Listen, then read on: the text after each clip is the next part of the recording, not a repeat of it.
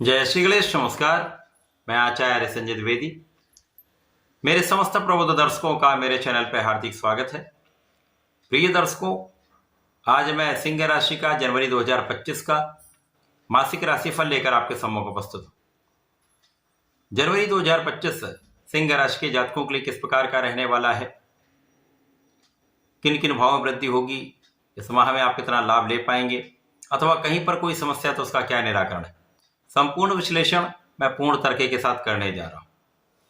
प्रिय दर्शकों, इस राशिफल को आप अपने लग्न तथा राशि दोनों के अनुसार देख सकते हैं। अर्थात यदि आपकी सिंह लग्न है अथवा सिंह राशि है तो ये राशिफल आपके लिए है।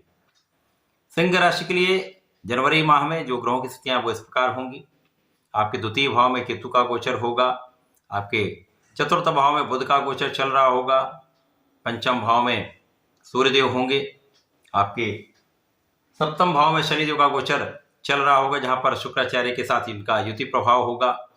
आपके अष्टम भाव में राहु होंगे, आपके दसम भाव में कार्यक्षेत्र में गुरुदेव का गोचर चल रहा है तथा आपके द्वादश भाव में मंगल का गोचर चल रहा है जो वर्तमान समय में अपनी नीच राशि में है। इस माह का पहला परिवर्तन बुध का होगा जब बुध 4 जनवरी को राशि परिवर्तन करके पंचम भाव में प्रवेश करेंगे जहां पर सूर्य और बुध का महाप्रबल बुधादित्य योग बनेगा। 14 जनवरी को सूर्यदेव का राशि परिवर्तन आपके षष्ठम भाव में हो जाएगा। 21 जनवरी को मंगल अपनी नीच राशि से निकलकर आपके लाभ भाव में मिथुन राशि में प्रवेश करेंगे। 24 जनवरी को बुध का पुनः परिवर्तन होगा जब बुध आपके लिए षष्ठम भाव में प्रवेश कर जाएंगे। इस माह का अंतिम परिवर्तन शुक्राचार्य का है जो शुक्राचार्य आपके सप्तम भाव में गोचर कर रहे हैं, वो अष्टम भाव में प्रवेश करेंगे। 29 जनवरी को इनका प्रवेश आपके अष्टम भाव में राहु के साथ होगा जहां पर ये अपनी उच्च राशि में हो। जनवरी माह के प्रारंभ से ही आपके लग्न अत्यंत प्रबल है जब लग्न के स्वामी सूर्यदेव आपके पंचम भाव में होकर अत्यंत प्रबल स्थिति में गुरुदेव की राशि में गोचर कर रहे होंगे, जिसके कारण आप शारीरिक रूप से, मानसिक रूप से तथा आर्थिक रूप से अत्यंत संपन्न रहने वाले हैं। आपका तनाव कम रहेगा, परंतु आपके कार्य क्षेत्र में, आपके कार्य में, आपके सामर्थ्य में कई गुना वृद्धि होने वाली है। इस माह के प्रारंभ से ही आप इस माह का प्रचंड लाभ लेने जा रहे हैं, क्योंकि जो ग्रहों की स्थितियां हैं उसके अनुसार आपका प्रभाव कई गुना बढ़ने वाला है। आपके बल में, आपके सामर्थ्य में, आपके एफिशिएंसी में, आपकी एबिलिटीज में कई गुना वृद्धि हो जाएगी। आप अपने प्लानिंग को, अपने गणनाओं को सही रूप से संचालित कर पाएंगे, इंप्लीमेंट करा पाएंगे। आपके अधिकार क्षेत्र में भी वृद्धि होगी, आपके यश में भी वृद्धि होगी। इस समय, इस माह में आपके ज्ञान का भाव अत्यंत प्रबल रहेगा। जो जातक विद्यार्थी हैं उनके लिए एक अच्छा समय है जब आप आपके परिश्रम का संपूर्ण लाभ लेने जा रहे हैं। प्रतियोगिता परीक्षा जो जातक दे रहे हैं उनके लिए सकारात्मक परिणाम आने के संपूर्ण योग बन रहे हैं। प्रतियोगिता परीक्षा में सफलता मिलेगी। सरकारी की नौकरी के प्रयास में भी आप लगे हुए थे तो वहां सफलता मिलने का पूरा योग बन रहा है, क्योंकि इस माह के प्रारंभ से ही आपकी बुद्धि का बल अत्यंत श्रेष्ठ रहने वाला है। आप कुशाग्र रहने वाले हैं, आप धैर्यवान रहने वाले हैं, आप विवेकशील रहने वाले हैं तथा आप अपने ज्ञान का संपूर्ण उपयोग सही दिशा में करने वाले हैं। इस माह में आपका संतान पक्ष भी बलवान रहेगा, संतान सुख की प्राप्ति होगी तथा इस माह में आपके ज्ञान से, आपकी शिक्षा से, आपकी योग्यता से, आपके बुद्धि बल से, आपके सामर्थ्य से महालाभ का योग बन रहा है।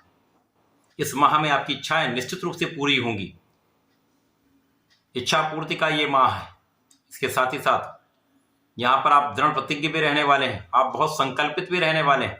जो आप ठान लेंगे वो आप कर पाएंगे तथा जो आप करने जा रहे हैं उसमें सफलता भी 100% मिलेगी।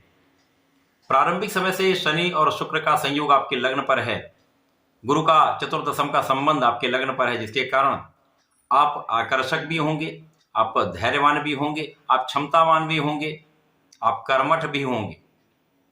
आपका प्रभाव कई गुना बढ़ने वाला है, दूर दूर तक आपका नाम होगा।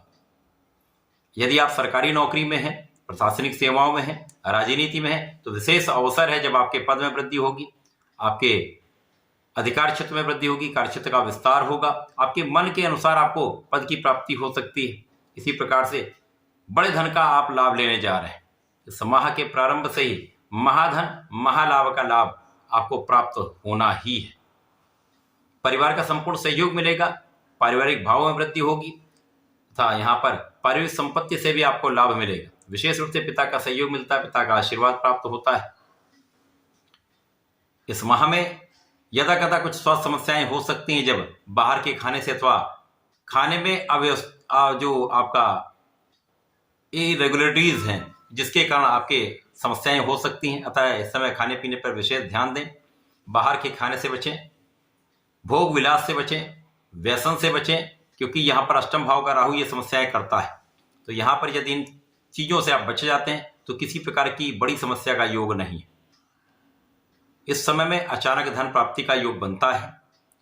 कुछ ऐसे योग बन रहे हैं जिसके कारण चाहे पारिवारिक संपत्ति से अथवा अन्य किसी स्रोत से आपके लिए धन का विशेष योग बन रहा है। परंतु यहाँ पर वाणी कठोर हो सकती है।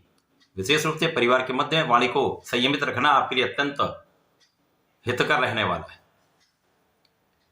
इस माह में जब बुध का परिवर्तन आपके चतुर्थ भाव में चल रहा होगा तो यहाँ पर आप सुख साधन का उपभोग करेंगे, सुख साधन का लाभ लेंगे तथा इस समय जो धन और लाभ के स्वामी बुध है उन पर गुरु की दृष्टि का प्रभाव आपके सुखों को कई गुना बढ़ाने वाला है, लोगों का सहयोग दिलाने वाला है। राजनीति में है तो यहाँ पर एक बड़ा लाभ आपको मिल सकता है, एक अच्छे पद की प्राप्ति हो सकती है। जब बुध परिवर्तित होकर पंचम भाव में जाएंगे, ज्ञान के भाव में बुधादित्य योग बनेगा जिसका संपूर्ण लाभ आप लेने जा रहे हैं। विशेष रूप से जो लोग शासन प्रशासन में उनके लिए एक बड़े अवसर यहाँ पर प्राप्त हो सकते हैं। आप अपने बुद्धि बल से, अपने ज्ञान के बल से, अपनी क्षमता से श्रेष्ठ लाभ लेने, सर्वोत्तम लाभ यहाँ पर प्राप्त होने वाला है। विद्यार्थियों के लिए अच्छे परिणामों का ये माह है। जो प्रतियोगिता परीक्षा की तैयारी कर रहे हैं, प्रशासनिक सेवाओं की तैयारी कर रहे हैं, उनके परिश्रम का संपूर्ण फल प्राप्त होने वाला है। इस समय धन और लाभ का विशेष रूप से योग बन रहा है, महाधन का योग बन रहा है।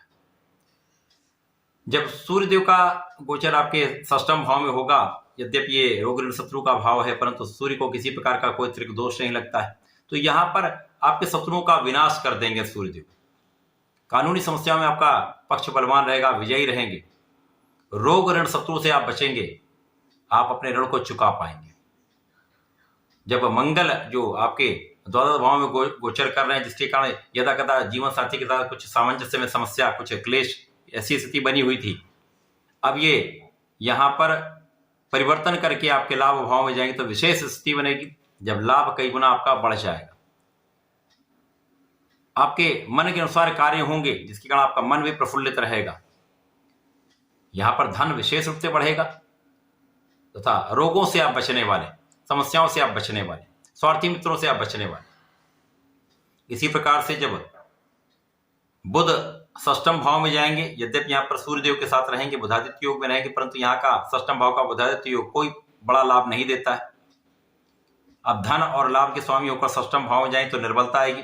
तो आपके कार्यक्षेत्र में जितना आप एक्सपेक्ट कर रहे हैं, अपने व्यापार में जितना एक्सपेक्ट कर रहे हैं, प्रोफेशन में जितना एक्सपेक्ट कर रहे हैं, उतना लाभ नहीं प्राप्त होता है। परंतु कोई बड़ी समस्या भी नहीं, यहाँ पर आपके धन का आगमन निरंतर होता रहेगा। धन का आप संचय उतना नहीं कर पाएंगे तो समस्या यहाँ पर है। तो यहाँ पर विशेष रूप से आपको सजग भी रहना होगा, सावधानी से इन्वेस्टमेंट करना होगा, धन को बचाने का प्रयत्न करना होगा। शुक्राचार्य का गोचर जब आपके अष्टम भाव में होगा, यद्यपि ये अपनी उच्च राशि में जाएंगे परंतु निर्बलता का भाव है, क्षय का भाव है, तो यहाँ पर विशेष रूप से आपको अपने भोग विलास पर पूर्ण नियंत्रण, व्यसन पर पूर्ण नियंत्रण, एडिक्शन को त्याग देना होगा, खाने पीने पर ध्यान देना होगा, अपनी लाइफस्टाइल को चेंज करना होगा, हेल्दी लाइफस्टाइल को अडॉप्ट करना होगा। यद्यपि शुक्राचार्य के यहाँ पहुंचने के पश्चात धन का विशेष लाभ होगा परंतु कार्य क्षेत्र में कुछ समस्याएं आ सकती, कुछ अवरोध आ सकते हैं, कुछ अपयश का योग बन सकता है। अतः यहाँ पर ध्यान देना होगा, बहुत निष्ठा के साथ अपने कार्य को संपादित करना होगा, सोच विचार कर कार्य करना होगा, किसी प्रकार के विवाद से बचना होगा क्योंकि यहाँ पर भ्रम की स्थिति के कारण समस्याएं आती हैं। तो बुद्धि बल श्रेष्ठ रखें, ज्ञान के भाव से आप काम करें, समस्याओं से आप बचेंगे, निस्तारण भी कर पाएंगे, परंतु ध्यान देना भी आवश्यक है, सावधान रहना भी आवश्यक है। इस पूरे माह में आपको नियमित रूप से भगवान सूर्यदेव को जल देना चाहिए। प्रत्येक गुरुवार को भगवान श्रीहरि के शरण में रहकर ओम नमो भगवते वासुदेवाय का जप करना चाहिए। प्रत्येक मंगल शनिवार को शंकर मोचन के हनुमानाष्टक और बजरंगबाण का संकल्प लेकर यदि पाठ कर लेंगे तो इन समस्त समस्याओं से बच जाएंगे, कष्टों से बच जाएंगे। तो ऐसा करके इसका लाभ लें। धन्यवाद, नमस्कार।